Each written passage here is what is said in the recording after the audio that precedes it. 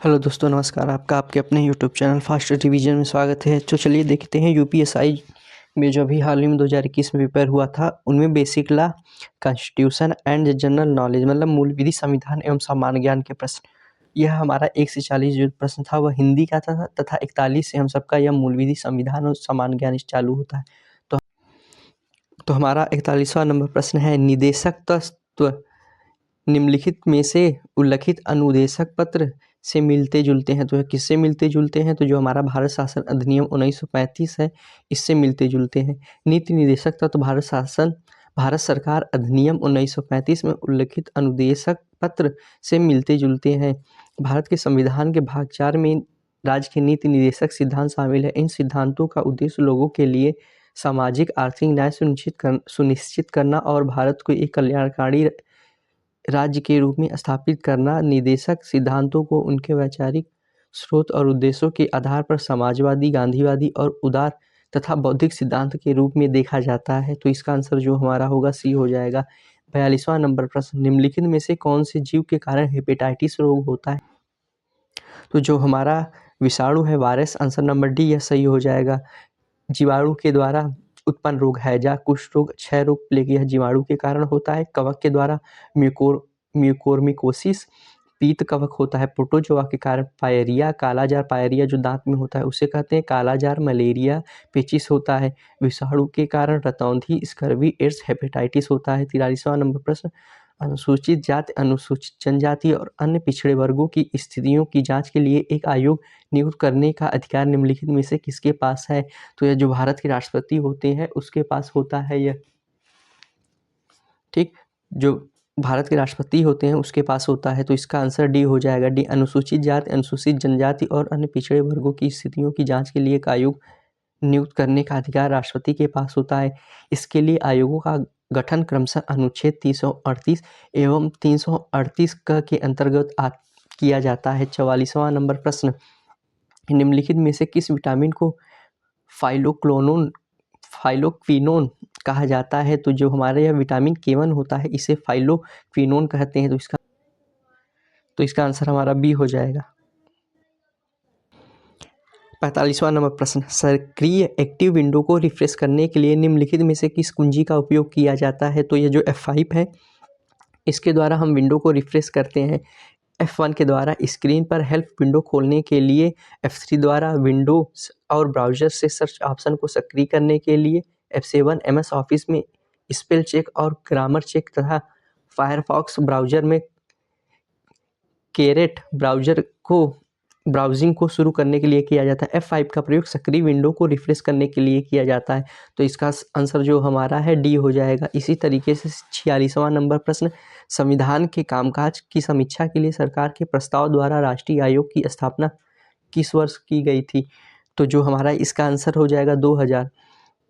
ठीक, तो सरकार ने इसकी स्थापना 22 फरवरी 2000 को न्यायमूर्ति MN वेंकटचलैया की अध्यक्षता में की थी। 31 मई 2002 को आयोग ने अपनी रिपोर्ट तत्कालीन कानून मंत्री अरुण जेटली को सौंपी थी। 47वां नंबर प्रश्न, किसके मामले में अपने निवासियों को सुविधाएं प्रदान करने हेतु कार्य करने के लिए धन की कमी की नगर पालिका की याचिका खारिज कर दी गई थी?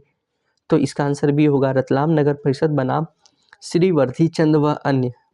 इन्होंने 1980 में सुप्रीम कोर्ट के बाद में अपने निवासियों को सुविधाएं प्रदान करने हेतु कार्य करने के लिए धन की कमी की नगर पालिका को याचिका खारिज कर दी गई थी।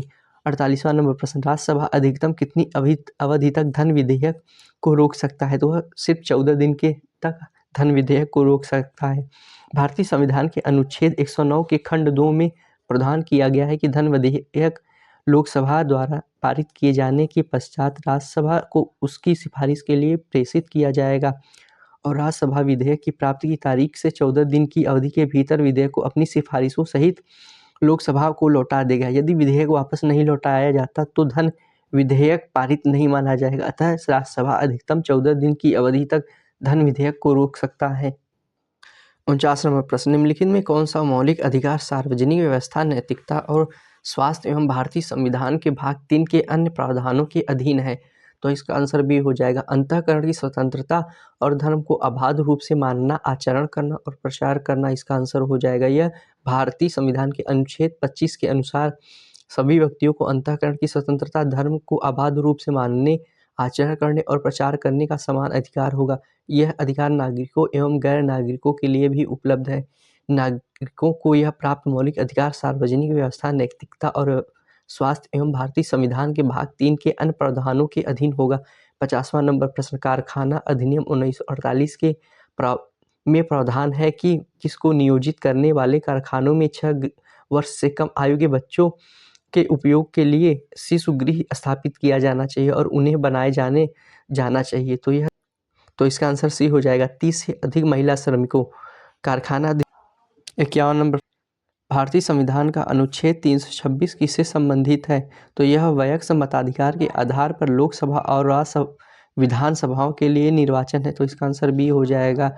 भारतीय संविधान के अनुच्छेद 326 में यह प्रावधान करता है कि लोकसभा और राज्यसभा की विधानसभा में चुनाव वयस्क मताधिकार 18 वर्ष से अधिक आयु के नागरिकों को मतदान का अधिकार के आधार पर आयोजित किया जाना चाहिए। संविधान का यह अनुच्छेद मतदाताओं के बीच धर्म, नस्ल, जाति या लिंग के आधार पर बिना किसी विभेद के समानता सुनिश्चित करता है।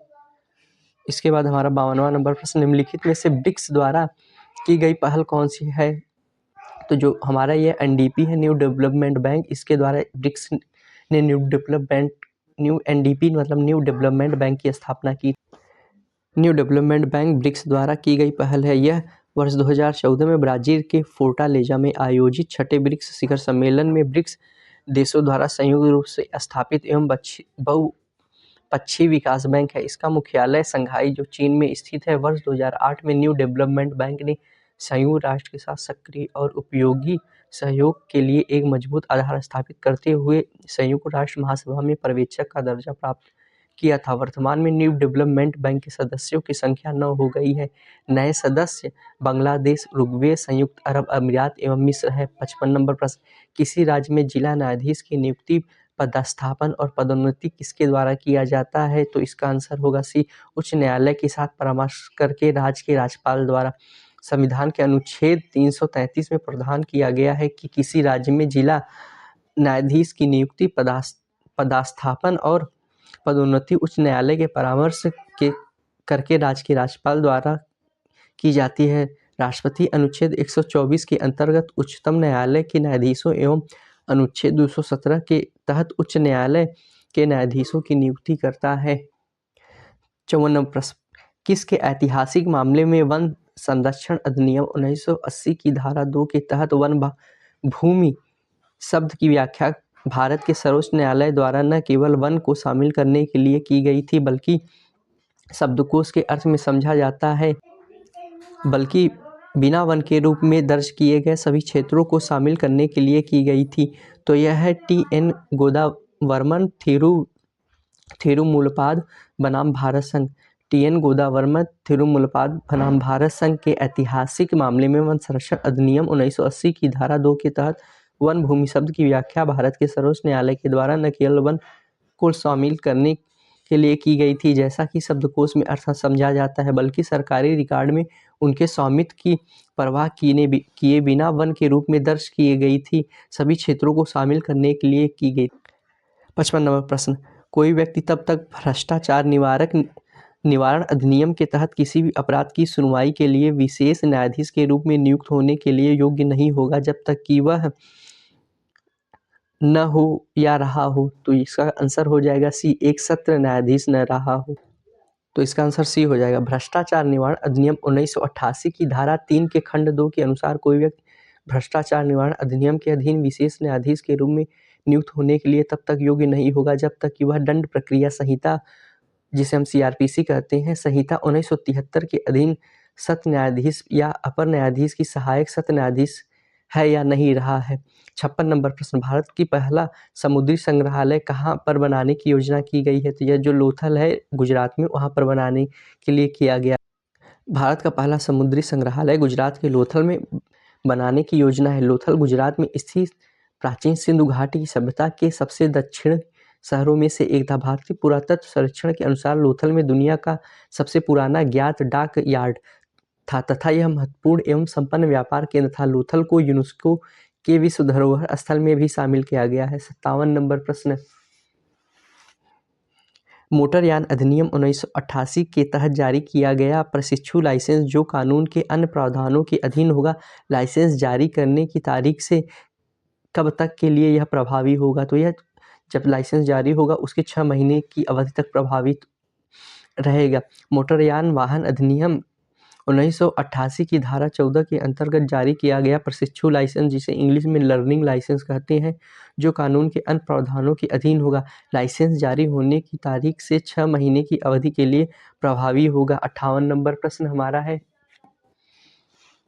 कंप्यूटर स्रोत दस्तावेजों के साथ छेड़छाड़ का अपराध कौन सा अपराध है? तो यह संज्ञेय और जमानती अपराध है।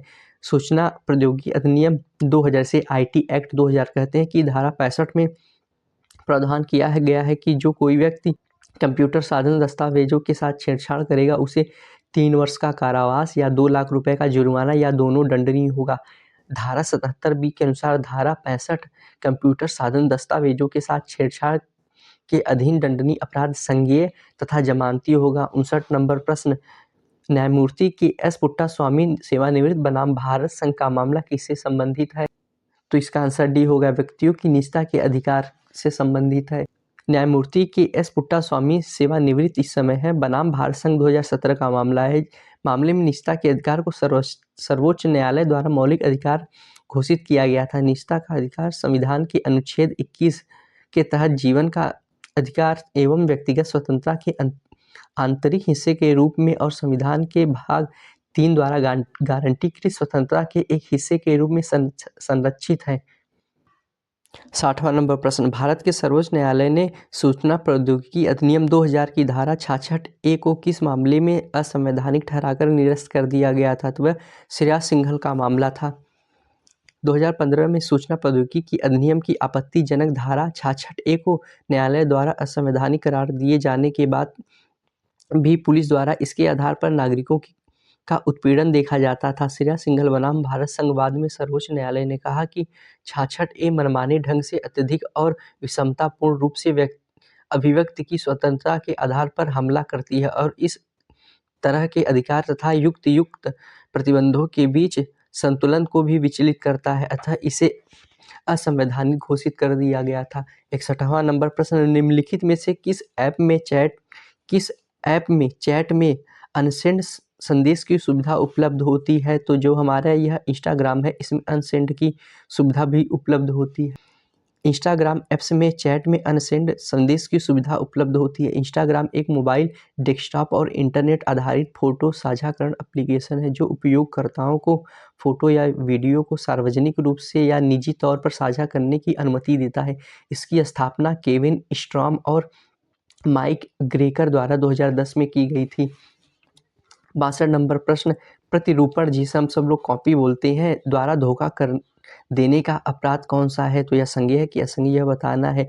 तो यह संज्ञेय और जमानती अपराध है। प्रतिरूपण द्वारा धोखा देने का अपराध संज्ञेय और जमानती होता है। भारतीय दंड संहिता में प्रतिरूपण द्वारा छल करना एक अपराध माना जाता है और इसके लिए दंड का प्रावधान भारतीय दंड संहिता की धारा 419 में किया गया है। 63 नंबर प्रश्न, प्रयाग प्रशस्ति के लेखक कौन है? तो यह जो प्रयाग प्रशस्ति किसने लिखा था? तो यह हरिश्चंद्र ने लिखा था। प्रयाग प्रशस्ति समुद्रगुप्त काल के इतिहास की घटनाओं का दर्पण है। यह समुद्रगुप्त के दरबारी कवि हरिश्चंद्र द्वारा लिखी गई थी, जो समुद्रगुप्त एवं कुमारगुप्त का संधि विग्रहिक था। यह प्रशस्ति इलाहाबाद के किले में स्थित स्तंभ पर उत्कीर्ण है। प्रयाग प्रशस्ति संस्कृत के पद्य शैली में लिखित गुप्त काल के घटनाओं के बारे में जानकारी देता है।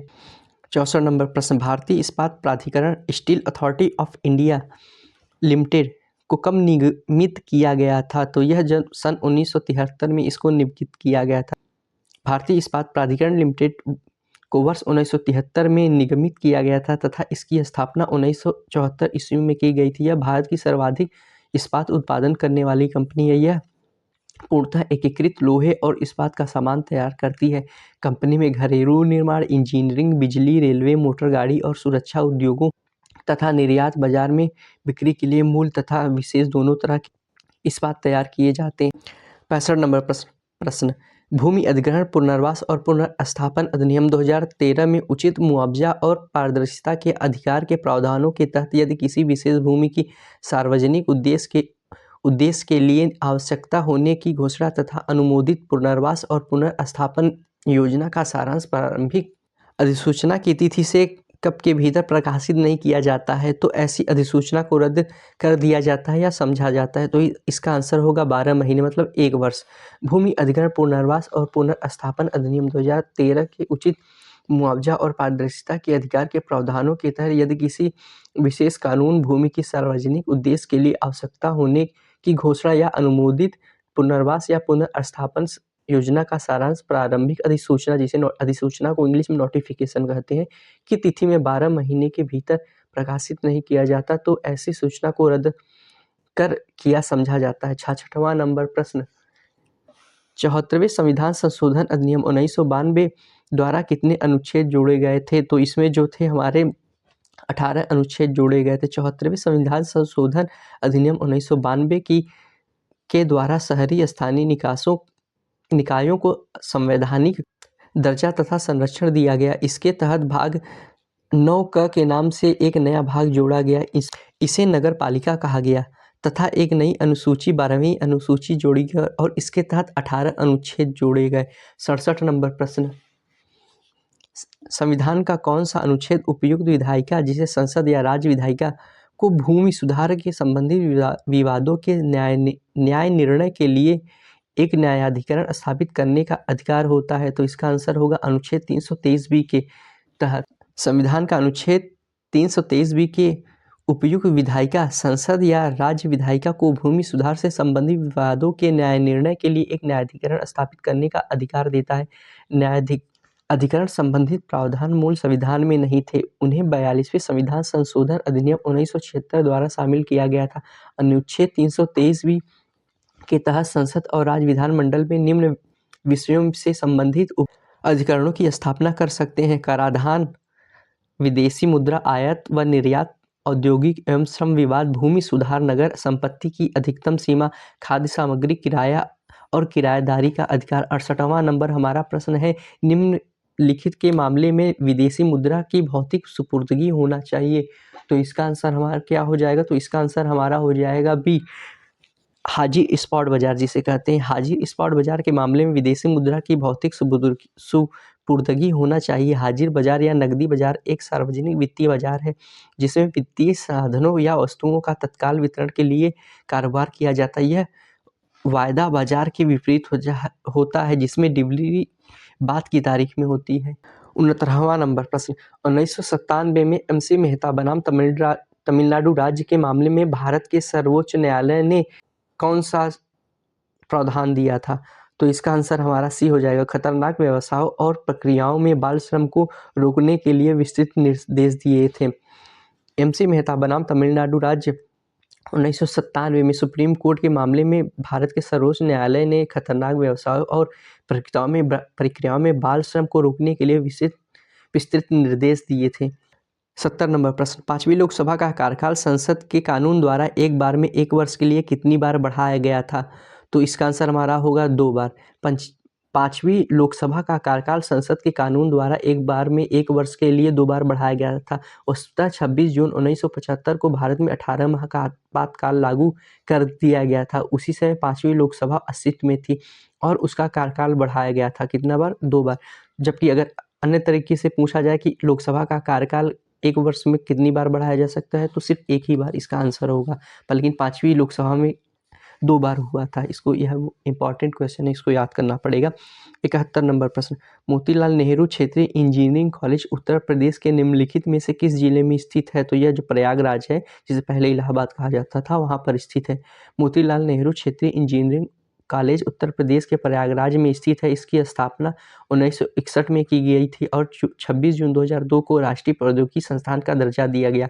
इसका वर्तमान नाम मोतीलाल नेहरू राष्ट्रीय तकनीकी संस्थान है। 72 नंबर हमारा प्रश्न है, हाल ही में भूमि अधिग्रहण पुनर्वास और पुनर्स्थापन अधिनियम में उचित मुआवजे और पारदर्शिता के अधिकार द्वारा वर्ष में कितने अधिनियम पुराने अधिनियम को बदला गया? तो यह जो हमारा 1894 का अधिनियम था, इसको बदला गया। भूमि अधिग्रहण और पुनर्स्थापन अधिनियम में उचित मुआवजे और पारदर्शिता के अधिनियम 2013 द्वारा वर्ष 1894 में अधिनियमित पुराने अधिकार को बदल दिया गया। भूमि अधिग्रहण और पुनर्स्थापन अधिनियम 2013 में सार्वजनिक उद्देश्य की स्पष्ट व्याख्या, सहमति और आवश्यकता का मुआवजे और पुनर्वास के साथ विवाद निवारण तंत्र की स्पष्ट व्याख्या की गई है। 73 नंबर प्रश्न, सत्य के लिए मेरे प्रयोग किसकी रचना है? तो यह जो हमारा था, तो इसका आंसर ए हो जाएगा महात्मा गांधी जी के द्वारा। महात्मा गांधी जी ने सत्य के साथ मेरे प्रयोग लिखा। ताराचंद ने influence of Islam on Indian culture लिखा। जवाहरलाल नेहरू ने डिस्कवरी ऑफ इंडिया लिखा। सुभाष चंद्र बोस ने द इंडियन स्ट्रगल लिखा। 74 नंबर प्रश्न, राष्ट्रीय सुरक्षा अधिनियम के तहत एक राज्य सरकार द्वारा 5वीं धारा के तहत किसी व्यक्ति को एक राज्य से दूसरे राज्य में हटाने का कोई आदेश नहीं दिया जाएगा बशर्ते, तो इसका आंसर हमारा हो जाएगा डी, उसे दूसरे राज्य की सरकार की सहमति हो।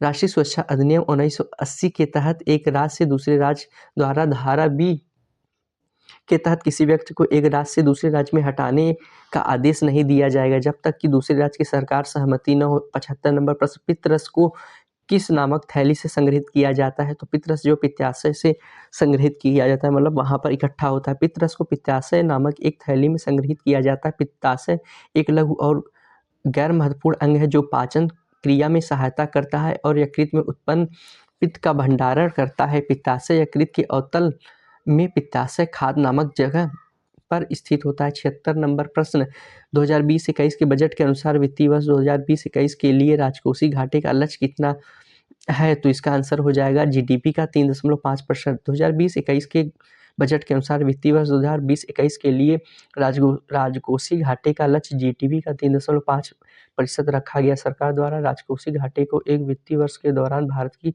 समेकित निधि में कुल प्राप्तियों, ऋण की प्राप्तियों को छोड़कर की तुलना में कुल अदायगी, ऋण पुनर्भुगतान को छोड़कर की अधिकता के रूप में वर्णित किया गया है। 2021 के बजट के अनुसार वित्तीय वर्ष 2021-22 के लिए राजकोषीय घाटा का अनुमान 6.8 रखा गया है।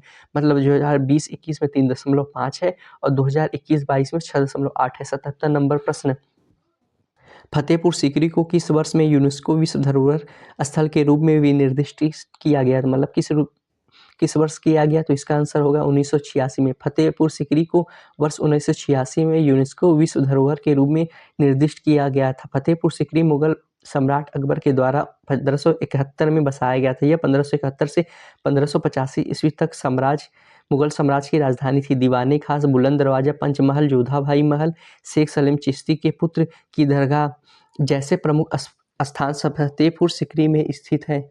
78 नंबर प्रश्न, नीति आयोग के अध्यक्ष कौन होते हैं? जो नीति आयोग के अध्यक्ष होते हैं वह हमारे भारत के प्रधानमंत्री होते हैं। 1 जनवरी 2015 को योजना आयोग के स्थान पर केंद्रीय मंत्रिमंडल के एक संकल्प पर नीति आयोग का गठन किया गया। भारत का प्रधानमंत्री नीति आयोग का पदेन अध्यक्ष होता है तथा उपाध्यक्ष की नियुक्ति प्रधानमंत्री के द्वारा की जाती है। संचालन परिषद में सभी राज्यों के मुख्यमंत्री और केंद्र शासित प्रदेशों के मुख्यमंत्री, उपराज्यपाल इसके सदस्य होते हैं। 79वां नंबर प्रश्न, निम्नलिखित में से कौन सा आरेख किसी जनसंख्या के सदस्यों की आयु और लिंग वितरण को दर्शाता है? तो यह है जनसंख्या पिरामिड। जनसंख्या पिरामिड का आरेख किसी विश्व के सदस्यों की आयु और लिंग वितरण को दर्शाता है। जनसंख्या पिरामिड का प्रतिपादन WM थॉमसन तथा आर्थर लेविस ने किया। इस पिरामिड में सबसे नीचे मतलब निचले आधार पर निम्न आयु वर्ग की जनसंख्या को प्रदर्शित किया जाता है और उच्चतम आयु वर्ग की जनसंख्या जो आकार में सबसे कम होता है सबसे ऊपर प्रदर्शित किया जाता है। हमारा 80वां और सबसे आखिरी प्रश्न, बंगाल विभाजन 1905 के दौरान भारत के वायसराय कौन थे? तो इसका आंसर हो जाएगा लॉर्ड कर्जन। बंगाल विभाजन 1905 के दौरान लॉर्ड कर्जन भारत के वायसराय थे। बंगाल विभाजन की घोषणा 19 जुलाई 1905 को हुई तथा 16 अक्टूबर 1905 में यह प्रभावी हुआ, मतलब इसे लागू कर दिया कि अब अलग हो जाएगा। इतिहास में इसे बंग भंग के नाम से भी जाना जाता है। इसके द्वारा भारतीय राष्ट्रवाद के दमन की कोशिश की गई। बंगाल को पूर्वी बंगाल एवं पश्चिम बंगाल में बांटकर फूट डालो और राज करो की नीति को मूर्त रूप दिया गया। 1911 में भारत की राजधानी दिल्ली परिवर्तन के साथ ही बंगाल का विभाजन रद्द कर दिया गया। मतलब हमारा जो बंगाल विभाजन 1905 में हुआ और बंगाल विभाजन रद्द 1911 में हो गया था। तो यह थे हमारे यूपीएससी में पूछे गए सामान्य ज्ञान और मूल विधि के प्रश्न, जो 80 थे, पूरे 40 प्रश्न पूछे गए थे। तो आपको कैसा लगा?